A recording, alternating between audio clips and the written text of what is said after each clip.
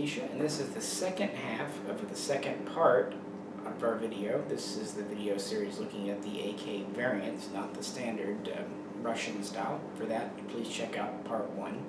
We just had to split part 2 into 2 halves because it was getting too long, even with the limited number of variants we wanted to show today.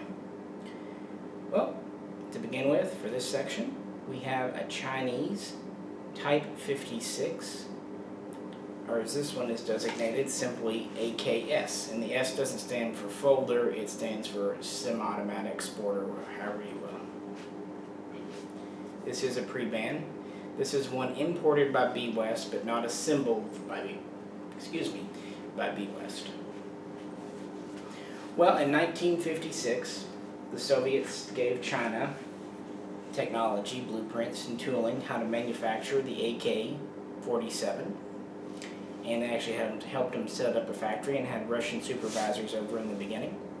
And they designated it as the Type 56. Now, a little bit confusingly, the SKS was also designated as the Type 56, specifically the Type 56 carbine, whereas the AK was just called the Type 56 rifle. The original Chinese Type 56 was a nearly exact copy of the Russian Type 3 AK-47. However, as time went on, they would integrate features of their own. By the 60s, they wanted to go to a stamped receiver to save on time and weight and so on and so forth, like everyone else. But by that point, relations with Russia had fallen apart, and so they never actually received official permission and plans how to build the AKM. So they reverse engineered the AKM's stamped receiver to work with the Type 56. This is part of the reason why that it is 1.6 millimeters thick as opposed to 1.0, and why it has this unique rivet pattern in the front. Here, and on the reverse side. Here. Also, the trunnion, which is still machined, of course, and riveted in, has the angles and whatnot of a Type 56 milled. A few other holdovers from the mill guns. We have a ported gas tube. We have the sling swivel on the gas block, as opposed to back here on the handguard retainer. We have smooth-sided handguards without the palm swells. And we have the heavier profile, heavier weight barrel of the AK-47 as opposed to the lighter weight profile of the AKM. We also have a smooth dust cover as opposed to ribbed. And we have a non-lightning cut bolt carrier. Now this one I believe is blued. A lot of the Chinese imports had polished or in the white steel carriers, but some of them had blued as well, so they would do both ways depending on which factory it came out of, really. They would also continue the use of wooden pistol grips for much longer than most of the rest of the communist nations. Now that said, with those mixture of AK-47 and AKM features, they had several features that were completely their own. The most notable is this completely enclosed front sight. There's a hood on top all the way around. It's very reminiscent of what would be on the Valmet or the the VZ-58, which isn't an AK, but there's a few guns you'll see like that. Also, some of the crinks would have a fully enclosed, fully hooded front sight. Of course, most noticeably on this gun here, a lot of the military issues would have this attached folding spike bayonet. Just locks on here. There's a few different variants of these. This is the screwdriver style. Just locks on. When you want to put it back, just pull this out. And then it folds into this kind of neat recess in the handguards here.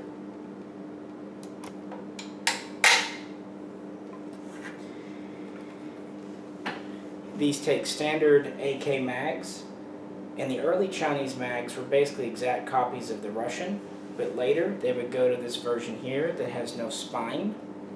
It's just almost a flat back. It's got a little ridge, but these are directly welded together as opposed to having the spine. And later still, they would actually go to an all stamped stamped metal type magazine for both economy and just because they could. So you can find some pretty unique Chinese magazines. The triggers in these are double hook, more of the AK-47 style. Now on the military guns, they would actually introduce the rate reducer or out of battery safety. So that is one AKM feature they did copy and carry over. Well, that's pretty much it for feature sets, and there are no Chinese guns being imported today. Back in the 80s, the first one started to appear around 1982, 1983, and we're starting to get some pretty widespread publicity around 84, 85. And there's many importers of these. Probably the most famous would be obviously B West, the Colecos, and the Polytech branded ones, so on and so forth. All of these would officially be technically Norinco, because Norinco is just an export company where all the other factories were kind of umbrellaed underneath it, but there would be Norinco brand imports as well. Again, you can read up on it. There's a ton of different versions, and really any of the pre-banned Chinese imports are going to be of equal quality.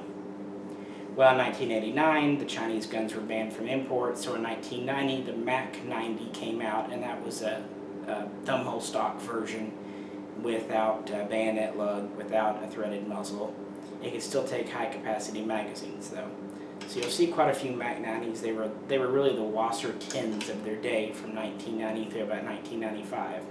But in 1994, importation of Chinese goods, including rifles, was banned or put a kibosh on because of political happenings. They did some illegal arms dealing. They tried to smuggle some full autos through American ports that weren't registered, so on and so forth. And there was still some holdover from the whole Tiananmen Square thing. So there was kind of political animosity, and that got caught up in it. So all the true Chinese guns were brought over before 1994. So these were brought in for about 11, 12 years. And are probably definitely the most numerous pre-ban AKs in the USA. Many more Chinese guns than Valmets or the Steyr Modis.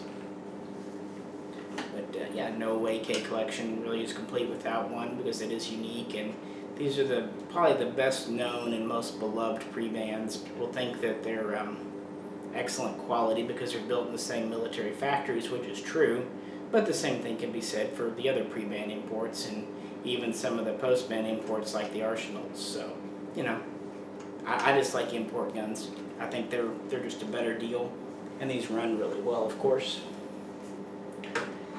Well, moving on from that, another very common AK variant on the world market was the East German MPI series.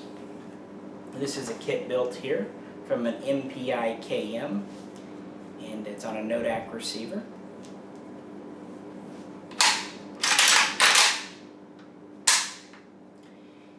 In 1958, East Germany, or the DDR, obtained the blueprints and tooling to manufacture the milled AK-47 Type 3, and they designated it as the MPI-K. They would make these through the early to mid-60s. They had a slow start because they had some manufacturing difficulties and quality control issues, but these would all be ironed out in the first couple of years, and they would go into mass production. Around 1966, they would start manufacturing an AKM variant known as the MPI-KM, and then later they would do a folding stock variant known as the MPI-KMS. These are pretty close copies of the Soviet gun, and at first I didn't even think what I really want to show, but it has enough differences I thought it would be worth it.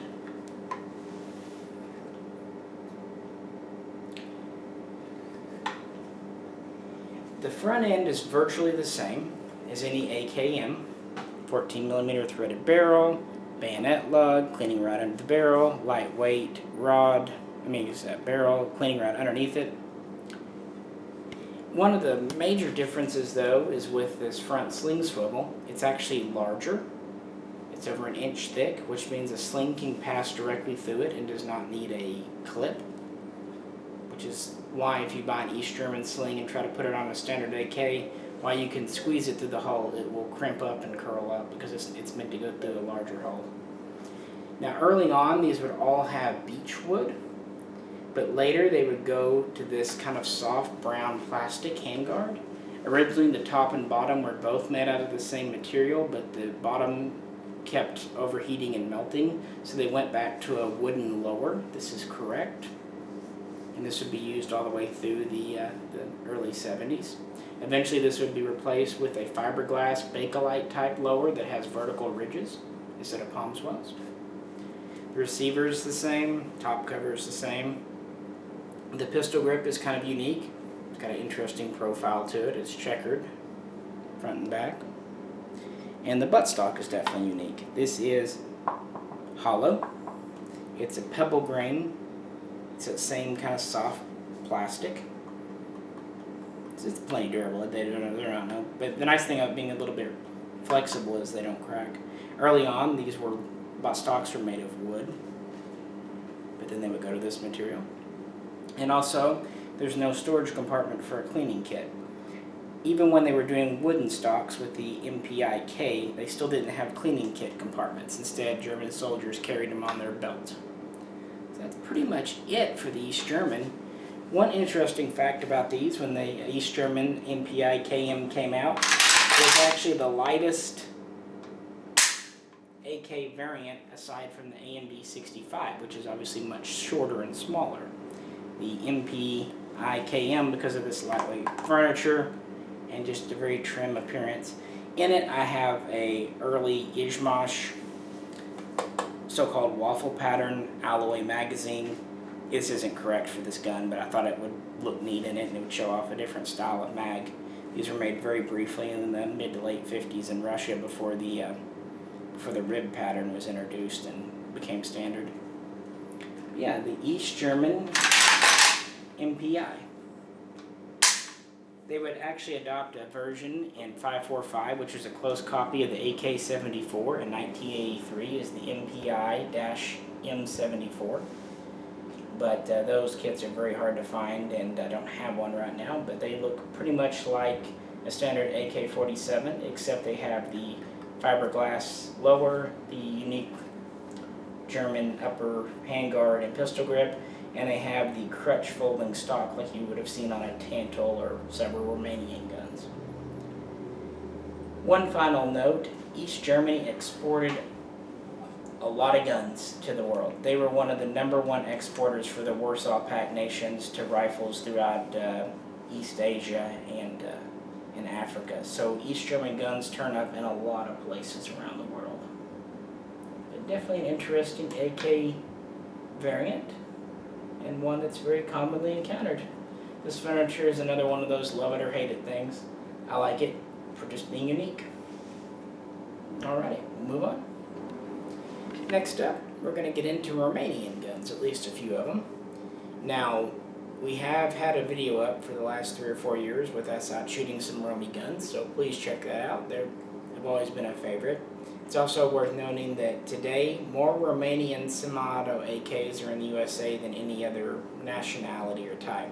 That was once a record held by the Chinese guns, but they've now been vastly surpassed by the Romanians. In my hands is an SAR-2, which is a semi-automatic version of Romania's military PA-86 in 5.45x39. Now, this is an interesting gun. Originally, the version of the AKM that Romania adopted was called the PM Model 1963, or just PM63. And it was an exact copy of the Russian type, except it had this dong style foregrip handguard. And not even all of them had that. Some of them did have the standard palm swell. It was also known as the AIM, or AIM, for export purposes when they were selling them abroad. The PM Model 1965 was the underfolder version, which we'll kind of backtrack to in just a minute. And the PM64 was the RPK, which you saw as the AES-10B in our part 1 of this video. Anyway, in the 80s, like a lot of other nations in the Warsaw Pact, Romania was developing a rifle to fire 5.45. But instead of just copying the Soviet AK-74, Romania did its own thing. At first glance, the PA-86 does look like an AK-74 copy, but it's not. It has a lot of AKM features because that's what Romania did. Instead of going to the AK-74, they just basically rechambered the AKM for 5.45. Now, this one, starting at the muzzle, I bought this during the ban, and because of that, it doesn't have the bayonet lug or the accessory lug here. And it has a permanently attached US muzzle brake on it. Although I do have the correct Romanian front sight base with bayonet lug with the 22mm threads and the muzzle brake, excuse me, not flash hider. So I have the right parts to finish this clone out, but I just need someone's help to do it someday. Hello. I am being catted. How was your day? Mine's fine. How about you jump down though? I will help you do that. Alright. So, yeah, because of this, just pretend like this is a standard muzzle brake, because these used a copy of the Russian style, but a little bit different. It was actually a little bit longer than the Russian. And they were on 22mm threads as opposed to 24. This barrel is actually thinner than other 5.45 barrels such as used on the AK-74 as well. This has a 45-degree gas block as opposed to 90. So it keeps the AKM profile there. The handguards on this are interesting. We've got this wooden dong lower, which Romania most often used, although some special units did use the horizontal handguard. The upper handguard, though, is made of fiberglass, often called bakelite. Originally, the lower was also that fiberglass bakelite, but it just wasn't strong enough. It was chipping and breaking way too easily, so they went back to the wood for it. But they kept the bakelite upper. Rear sight is calibrated for the 5.45. We have a rib top cover. The bolt handle carrier there is actually upswept, and that's to work with this side folding crutch buttstock. It's folded, you can still reach with plenty of clearance and grab your bolt handle and not have to worry about hitting it. Interestingly, whereas the Polish and the East German style stocks have a lever you press down, the Romanian military folder has this push button with a checkered release. There's pros and cons to it, but that's what they did. It was cheaper for them to make this style too. It doesn't have the bracket that holds the pistol grip. Still more fun with cats.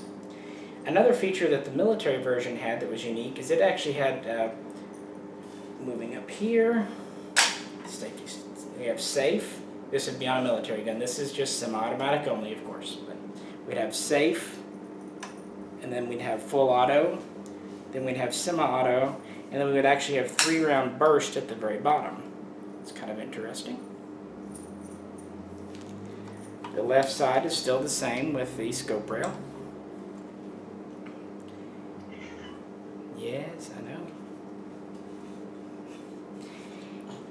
These actually fed from metal 30-round mags as opposed to bakelite or polymer, and they would continue to use metal, and 30-round was about the only size made. They did make a 40-rounder for the LMG version, the RPK-74 type gun called the PM93, but those have never been imported into the USA to the best of my knowledge. So yeah, this is a PA-86. It was adopted in 1986 and is still standard issue in Romania today for its military. Now, this is an SAR-2.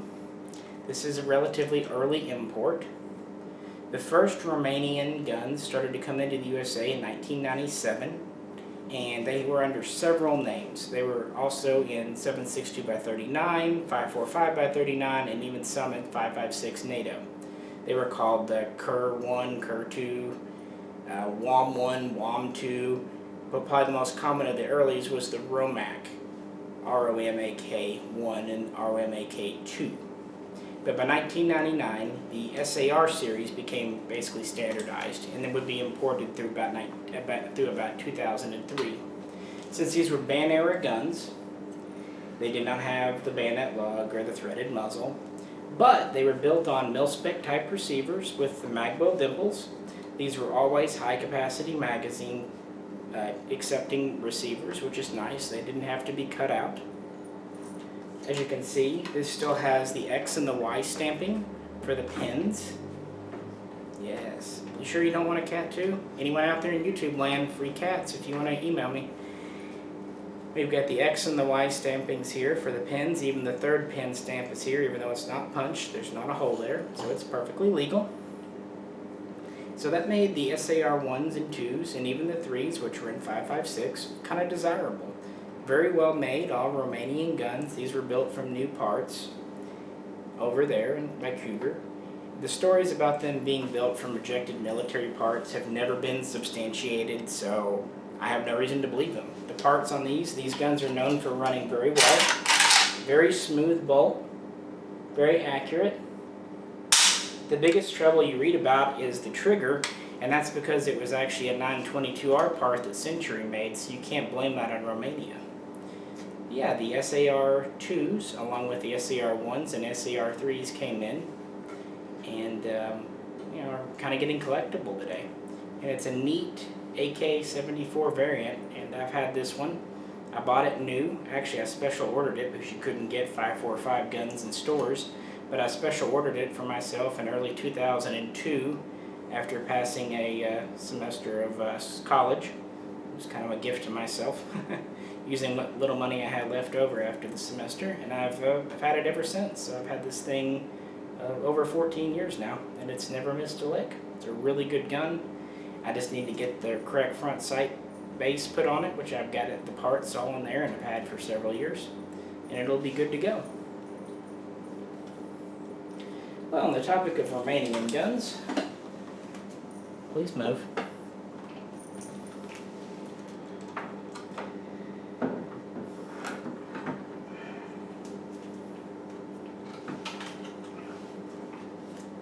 This is another one featured in our Romanian video. And this is a Wasser 1063.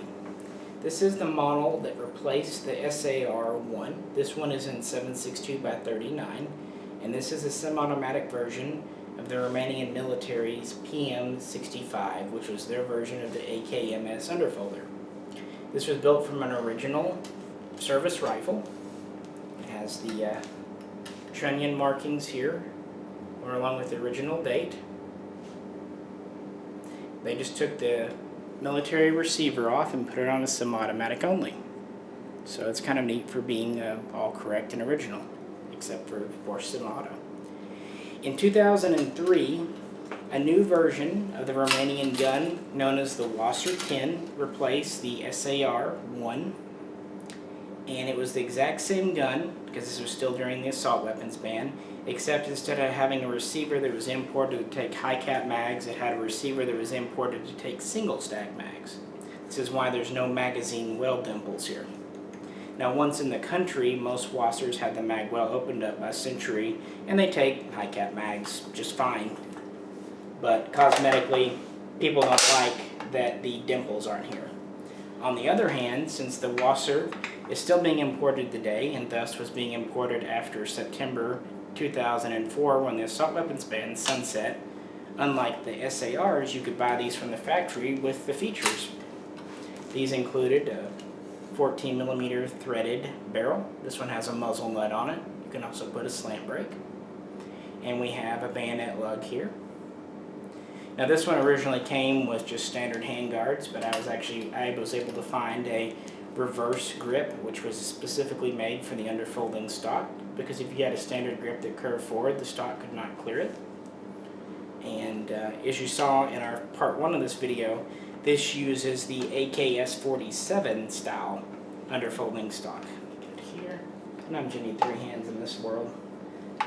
So here, see, it barely clears the dong, but it does, and it's a comfortable enough grip. This is a machined stock, with one locking piece. There's no piece to lock on this side. It's all on the other side internally. So it only has one locking surface. It also has a more swept down angle to the stock than the stamped AKMS stock. Now Century would sell the Wasser 10 with, of course, this stock as you see here. They would also sell it mostly with the fixed stock you're familiar with, and they would sell it with the right side folding crutch stock, which we'll get to in just a minute. But yeah, the Wasser has been coming in for a long time. It is the most numerous single model of AK in the USA.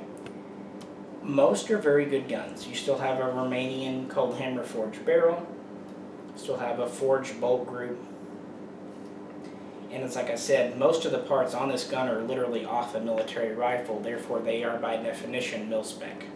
The only thing it is not is this receiver, because it has to be semi-only. Like the SAR though, this does have the X and the Y stampings on it, including the not used one for the third pinhole, which is kind of neat. And it is a Romanian receiver. These are brought in as complete working guns. So the Wassers are generally good. After the 2008 Obama election, there was a buying panic that ran through 2009, and at that time Century told Cugir to get as many guns out the door as you can. So that's why a lot of the guns from late 2008 and mid to early 2009 were put together very sloppily. Luckily, most of the issues are easily fixed, like canted sights, but some were just not workable. We had several come into the store back then, and they didn't work. I didn't have my own FFL in 2008, 2009, but I did help out at a friend's store and worked for him. And he would order, dozens of these at a time, and out of, 24 or 30, you might have one or two with small, middling issues, and once in a while you get one that had to be sent back. But before that, before 2008 and after about 2010, the Wasser's a good solid gun, and up until recently it was very affordable. These were $400 guns for a long time, even $350 when you could find them on sale. Today they're $750 and up. And also, it's kind of sad, when these were first imported, for a long time they would have 2 steel mags, sling, cleaning kit, mag pouch, even a bayonet. Today they're just coming with a Magpul PMag. So I really miss the accessories. They used to come in a just an old greasy cardboard box, which I thought fit the gun really well. Now Century's kind of putting them in this somewhat fancy color print box. And that's just not what the Wasser is. It's not a fancy gun. It's a simple AK. Alrighty. And for our last Romanian gun we want to show today, this is another Wasser variant. This is a Wasser 1063 KR carbine. This was imported very briefly. I believe it was 2007, the summer. I remember they were only on Century's website for about a summer, maybe 4 or 5 months.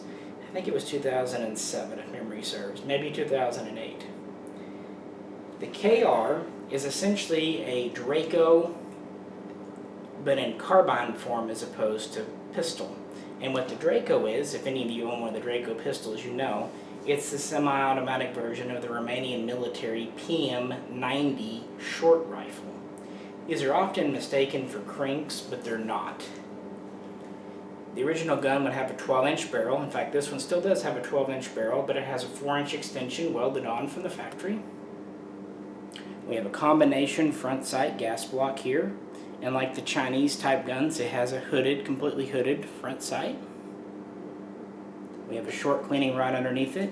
These never had bayonet lugs. It has a gas system that's a little bit shorter than standard, but not as short as a crink, but it's not so short that it can't take standard handguards. The Draco and the Wasser KR take standard type handguards. They did use these both with the dong type and the horizontal type. I just had this nice set of Romanian laminated wood that I wanted to use, and it fits this gun well. The rear sights are adjusted out to a shorter distance than on a standard gun. Still have the same top cover. The bolt group is the same, except for having a shorter gas piston. And these are often issued with 20-round mags. Now this is a Hungarian 20-round mag. I've had Romanian ones in the past, but they're considered very rare and collectible, and people offered me more money for them than I cared to keep, so I've always sold them off. The only difference between a Romanian and a Hungarian 20-round mag is the Romanian, the ribs end about an inch from the bottom, so the bottom little part is smooth on a Romanian. So if you see a 20-round mag with a smooth bottom and it's cheap, grab it. That's actually worth pretty good money. These are built on Wasser type receivers with a rail on the smooth sides. The pistols, the Draco pistols, are built on SAR type receivers with a dimpled mag roll, because a pistol can come in with a high capacity magazine capable receiver, whereas a carbine cannot. And these are imported as, or were imported as carbines. Finally on it, we have the crutch stock. Now this is the commercial style or the export style with the lever that Romania did. This is a Romanian stock, but it's more like the Polish or East German as opposed to the Romanian push button style. And from what I've read, they did use these on some of the actual PM90s, so it's correct. This one's in 7.62x39, as most PM90s are. There are some that were made early on that were seen around 1989 that were in 5.45, but they're very rare, and there's only a few of those parts kits that have ever been imported. Also, the early PM90s actually had a left side folding stock that's pretty unique. It's a hollow tube strut with a folding butt plate. I've actually had the stocks in before years ago, just as stocks, but they sold out very quickly. Later on, very soon after production, they would go to the crutch style. Anyway, I'd love to talk more about Romanian guns because I find them fascinating, but I don't want to bore you too long here. So if you have questions about all the various Romanian imports, put them in the comments and we'll chat about them. And please also check out our Romanian AKs video. And I've also got one featuring the SAR1 called My First AK, so check that out. And yeah, that's about it. These are really good, and for a long time, economy guns that have original Romanian barrels, receivers, bolt groups. They're good guns.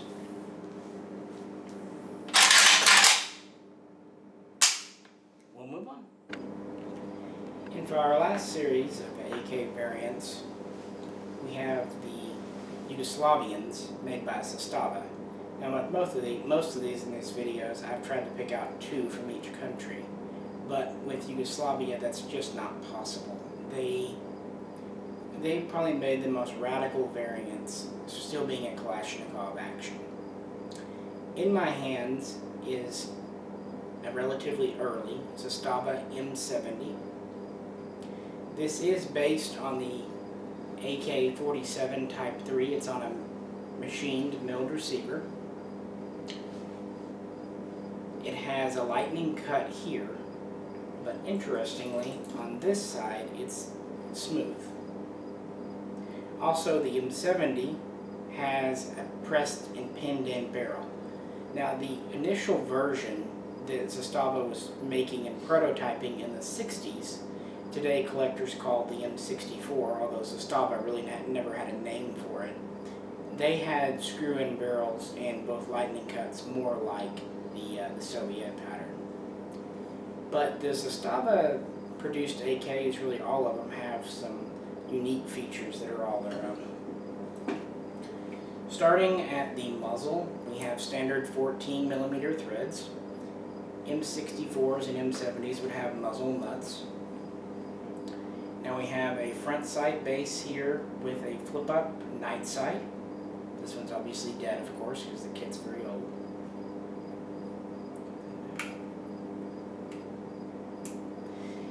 It takes an AKM style bayonet with the lug under the gas block. And speaking of the gas block, we have flip-up grenade sights. When they're in the upward position, it's a gas cutoff for launching rifle grenades. Now we have a ported gas tube, which is a carryover feature from the AK-47. Also as a carryover feature, we have the front sling swivel as part of the gas block. And we have a medium heavyweight AK-47 type barrel. However, virtually all Zastava AKs have extended handguards. If you notice, there are 3 vent holes instead of 2. These are longer to better protect the shooter's hand. That's unique. That means a Zastava AK cannot take standard AKM, AK-74 handguards.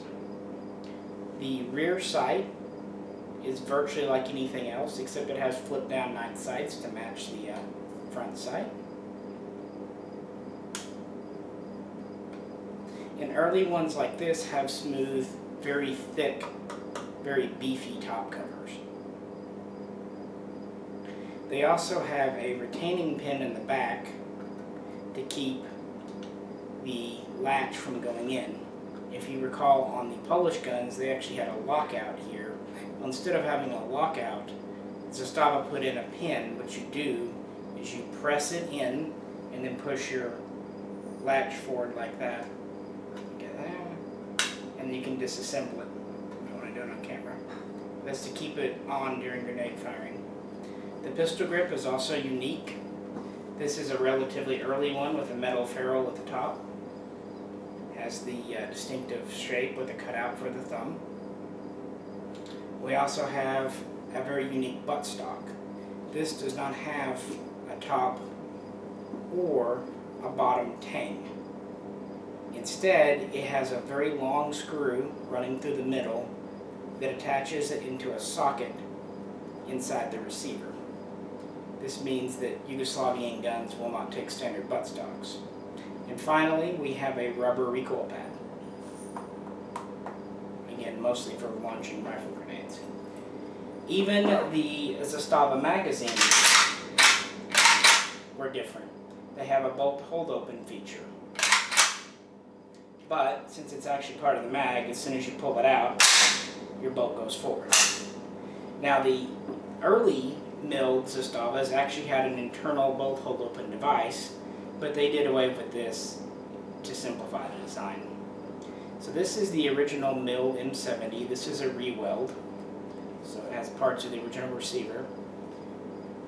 And these were used, although not all that many were officially adopted. They're still being prototyped, but a lot of them were made and quite a few were used during the 90s, during the Yugoslavian Civil War.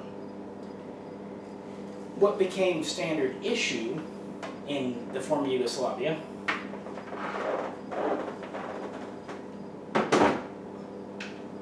is this rifle here, or at least the militarized variant of it. This is a Zastava O-PAP M70, and this is made in Serbia, and it is a semi-automatic version of the M70B1. The M70B1 was a stamped receiver version. It has many of the same features. It still has the medium heavyweight AK-47 type barrel. The military guns would have grenade sights here, but of course the civilian import version does not.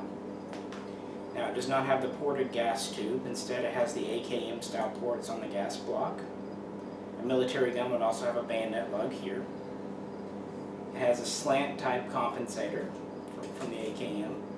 It would have been fitted with the same night sights front and back.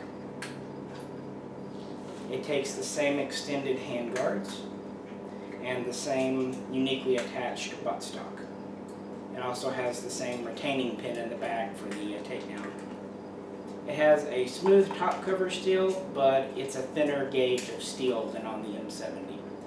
But the M70B1 was built with a 1.6mm stamped receiver with a bulged trunnion. Originally they tried an M70 with a 1.0 stamped receiver, and by their nomenclature that should have been the M70B1, but for some reason the M70B1 designation became part of the 1.6mm reinforced, which became standard issue. We have a blog article on the various Yugoslavian guns and all their names, so you can check that out. It's a little confusing, honestly. But the M70AB2 had an underfolding stock, and there was also an M70AB3, which is a more modernized version that took a grenade launcher that fit underneath the handguard. So this is more of a copy, really, of the M70B3, but there's a lot of different variations.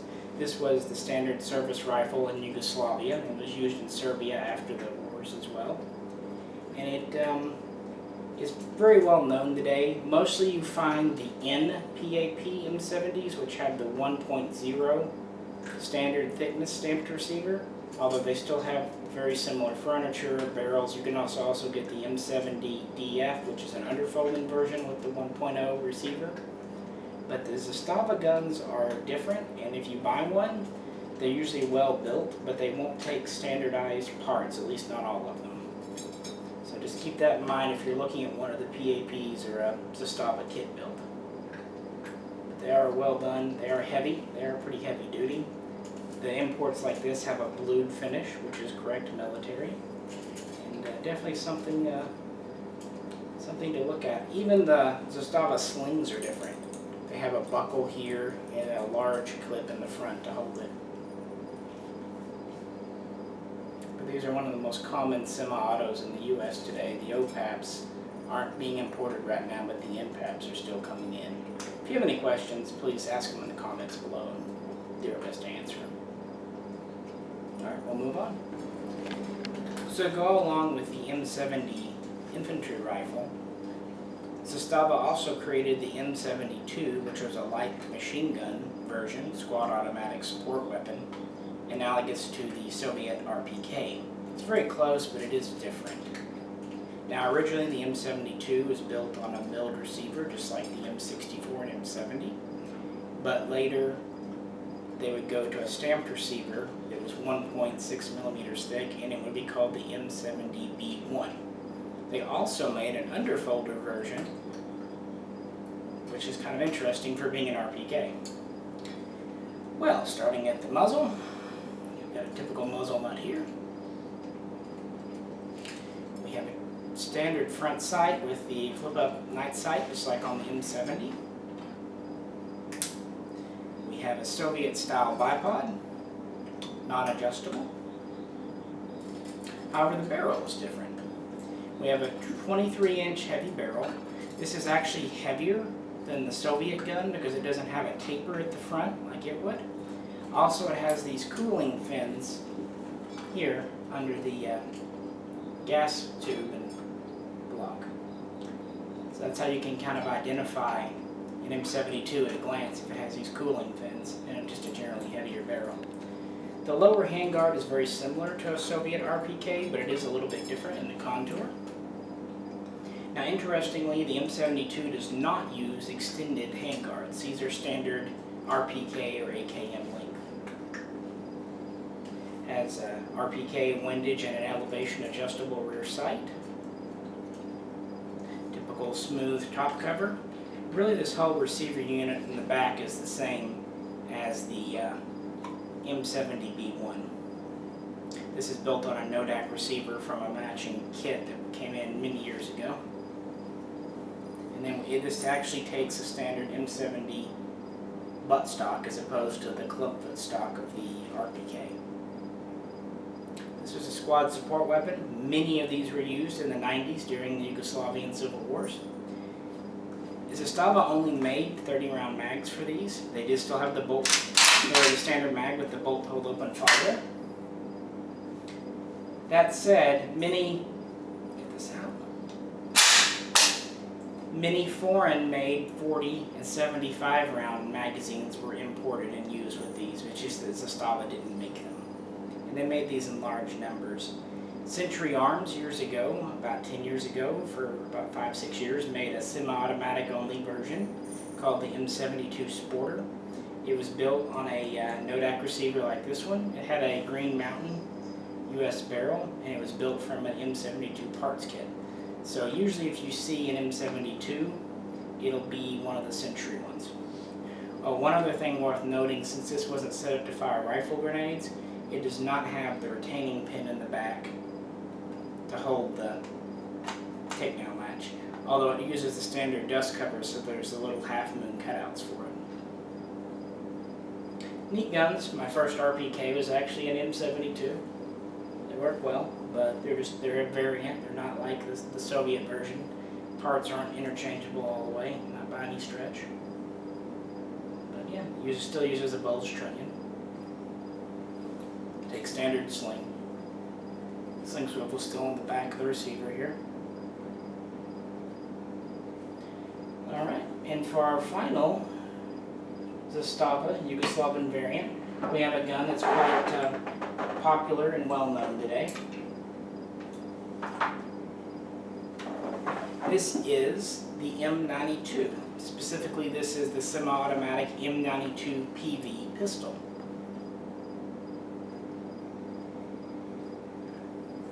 This is Zastava's copy of an AKS-74U, or Krink, although since Yugoslavia never adopted the 545x39 cartridge, they chambered these for 7.62 by 39 and also had a version in 5.56 NATO known as the M85.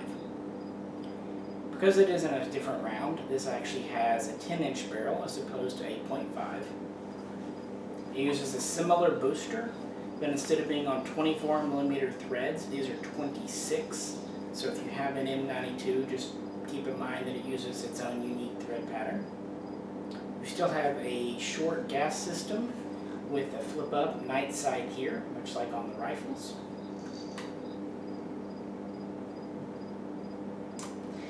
And these do have extended handguards. These handguards are longer than on a standard AKS-74U Krink. This has a hinged top cover as well, but it's no longer spring-loaded, it's just free-floated, so when you open it, it just kind of flops back and forth, unlike on the Russian and Bulgarian guns. It still uses a flip notch rear sight. And these are built on Zastava's 1.0 standard weight stamped receivers. If you notice, it doesn't have a bulge in the trunnion.